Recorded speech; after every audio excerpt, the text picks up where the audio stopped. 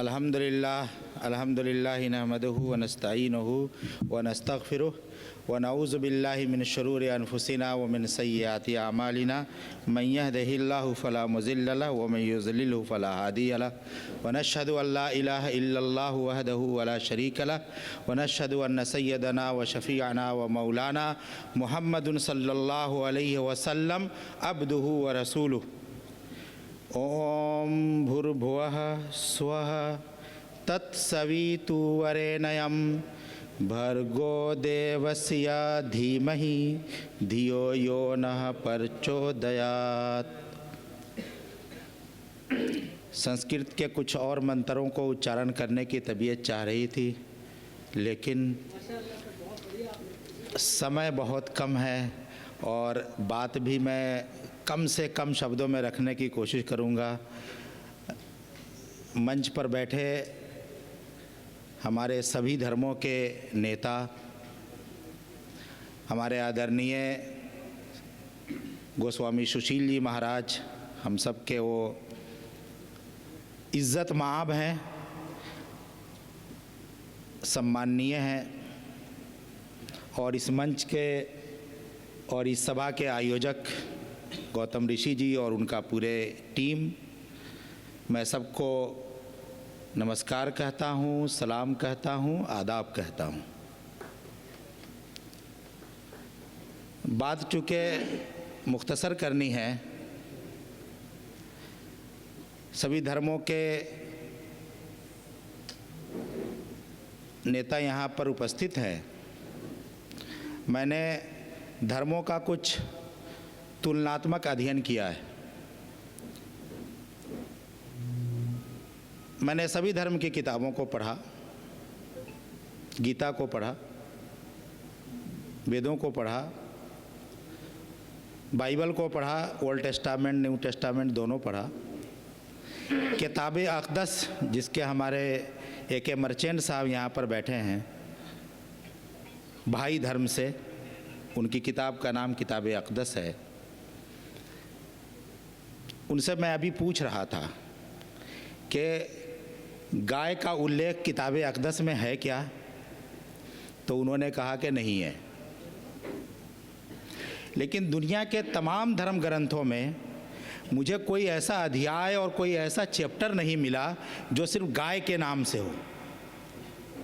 मुझे सिर्फ एक धर्म ग्रंथ मिलता है, ऋग्वेद में चर्चा है, मंत्रों में उसके उल्लेख है, और बहुत सुंदर उल्लेख है कि गाय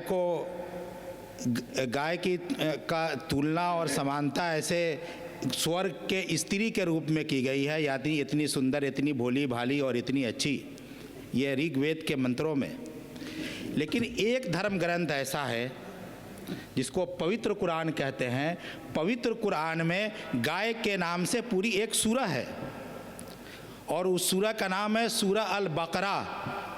ये बातें जो मैं कह रहा हूँ ये मेरी रिसर्च है, और मैंने चूँकि गाय पर जब अध्ययन कर रहा था तो मैंने ये सब चीज़ें कुरान और हदीस से ली हैं, और उसको मैं बहुत मुख्तसर वक्त में यहाँ पर रखूँगा, बहुत संक्षिप्त में।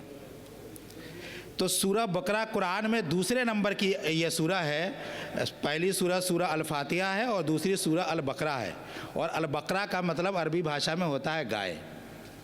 मैं तो नहीं जाऊंगा पूरे विस्तार में कि इस सूरा में क्या क्या है, लेकिन एक वाक़या है जो बहुत सुंदर है, और इसको जानकर आपको पता चलेगा कि वाकई गाय कितनी चमत्कारी है। ये कुरान कहता है। हमारे इजाक माइकल जी यहाँ पर नहीं है। चूँकि इस्लाम के अनुसार जितने भी संदेष्टा हुए हैं, चाहे वो ईसा मसीह हो, कृष्ण जी हो, बालाम जी हो, सब पर ईमान रखना, सब पर विश्वास रखना एक मुसलमान का कर्तव्य है। अगर वो ईमान नहीं रखता है तो वो सच्चा मुसलमान नहीं है। तो इसी संदर्भ में चर्चा है उस सूरा अल बकरा में, यानी गाय के चैप्टर में, कि मूसा अलैहिस्सलाम, यानी मूसा जो पैगंबर हुए हैं, जिसको हमारे यहूदी भाई मानते हैं, उनके युग में एक घटना यह हुई कि एक व्यक्ति की हत्या कर दी गई, और हत्यारा कौन था ये जानना मुश्किल हो गया। सब एक दूसरे पर इल्ज़ाम लगाने लगे। वो सब आए पैगंबर के पास, संदेष्टा के पास, और उन लोगों ने कहा कि इसका हत्यारा कौन है, आप बताएं। तो पवित्र कुरान में उल्लेख है कि उन्होंने कहा कि तुम एक ऐसी गाय ढूंढो और उस ढूंढ कर गाय को लाओ, वही बताएगी कि इसका हत्यारा कौन है। उन लोगों ने कहा कि गाय कैसी होनी चाहिए, पूरी कुरान में इसकी चर्चा है इस बारे में कि ला फारिज़ुन वला बिकरुन अवानुम बैन ज़ालिका फफलू मा तुमरून, कि गाय ऐसी होनी चाहिए कि जो बहुत ज़्यादा बूढ़ी भी नहीं हो और बहुत छोटी भी नहीं हो, दोनों बीच की हो, वह तसर्रुन नाज़रीन, और हर देखने वाले को वो बिल्कुल पसंद आ जाए, ऐसी गाय हो। जब वो गाय लाई गई तो मैं ये शब्द नहीं कहना चाहता हूँ, लेकिन कहना पड़ रहा है इसलिए कि ये वाकई पूरी घटना है। उसमें गाय को कहा गया कि गाय का वध करो, और गाय के वध करने के बाद गाय का मांस को, जो व्यक्ति मरा हुआ था उसके मांस के साथ जो है उसको टच किया गया। जैसे ही गाय का मांस टच किया गया वो व्यक्ति जी उठा और उसने अपने हत्यारे का नाम बताया, और नाम बताने के बाद फिर वो व्यक्ति ऐसे ही मर गया। तो इस कुरान की इस पूरी सूरा में और भी बहुत सारी बातें हैं। इस आयत से गाय का चमत्कारी होना प्रमाणित होता है, और पवित्र कुरान ने पूरी दुनिया के लिए, आज नहीं 1400 साल पहले जब पवित्र कुरान का अवतरण हो रहा था पैगंबर मोहम्मद सल्लल्लाहु अलैहि वसल्लम पर, उस वक्त उनके शब्दों में गाय की करिश्मा, गाय का चमत्कार मोहम्मद सल्लल्लाहु अलैहि वसल्लम ने पूरी दुनिया को बताया। मोहम्मद सल्लल्लाहु अलैहि वसल्लम ने जब अपने शब्दों में गाय का जिक्र किया तो उन्होंने कहा कि अलैकुम बे अलबानिल बकर, कि तुम सब गाय के दूध को अपने लिए अनिवार्य कर लो। अलैकुम बे अलबानिल बकर, कि गाय के दूध को अपने लिए अनिवार्य कर लो। आगे उन्होंने कहा कि फ़इन्नहा तरेमो मिन कुल्ले शजर, कि गाय जो है वो हर प्रकार के पत्तियों को खाती है, इसलिए गाय के तुम दूध को पियोगे तो तुम हमेशा स्वस्थ रहोगे। मोहम्मद सल्लल्लाहु अलैहि वसल्लम की इस हदीस से ये प्रमाणित होता है कि दुनिया में जितने भी दूध हैं, माँ के दूध के बाद गाय का दूध सबसे उत्तम दूध है। मोहम्मद सल्लल्लाहु अलैहि वसल्लम ने यह भी कहा कि इन्ना लहू महा दाउन, कि गाय का जो गोश्त है, गाय का जो मांस है वो बीमारी है। वह लबनुहा शिफाउन, और गाय का जो दूध है उसमें बीमारी से शिफा है। वह समनुहा दवाउन, और गाय का जो घी है वो बीमारी का इलाज है। इतनी सुंदर बातें, इतनी बेहतरीन बातें, इतना बेहतर संदेश कौन दे सकता है खूबसूरत अंदाज में। मोहम्मद सल्लल्लाहु अलैहि वसल्लम की इन बातों से ये प्रमाणित होता है। कुछ लोग कहते हैं कि इस्लाम में तो गाय हलाल है और गाय को खाना जायज़ है, तो मैं उसके संदर्भ में ये कहना चाहता हूँ कि इस्लाम का जो फ़िक़्ह है, जिसको धर्मशास्त्र कहते हैं, धर्मशास्त्र के अनुसार कुछ चीज़ें हलाल हैं और कुछ चीज़ें हराम हैं। हलाल क्या है और हराम क्या है? जिन चीज़ों को इस्लाम ने प्रयोग करने की इजाज़त दी है वो चीज़ें हलाल कही जाती हैं, और जिन चीज़ों से मना किया गया है उसको हराम कहा जाता है।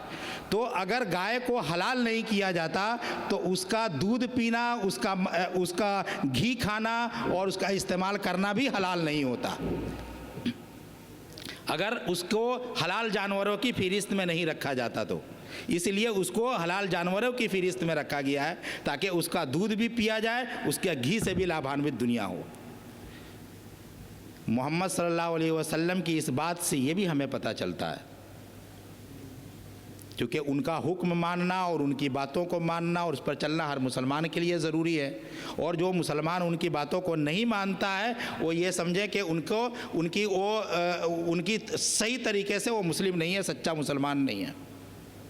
तो मोहम्मद सल्लल्लाहु अलैहि वसल्लम ने ये आदेश देकर, अपनी बातों को बताकर पूरी दुनिया को ये संदेश दिया कि गाय के नाम पर जो चर्चा हो रही है और गाय के नाम पर जो दुनिया में जो भी नफ़रत बोई जा रही है, ये इस्लाम के विरुद्ध है, ये इस्लाम के ख़िलाफ़ है। इस्लाम को समझना चाहिए, कुरान को समझना चाहिए, मोहम्मद सल्लल्लाहु अलैहि वसल्लम के संदेशों को समझना चाहिए कि गाय का हत्यारा कोई सच्चा मुसलमान नहीं हो सकता है।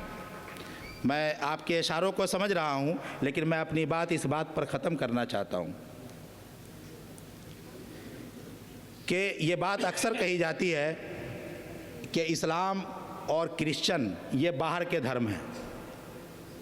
मैं ये कहना चाहता हूँ कि न इस्लाम बाहर से आया है और न क्रिश्चियन बाहर से आए हैं, ये सब हमारे भारत की भूमि के लोग हैं।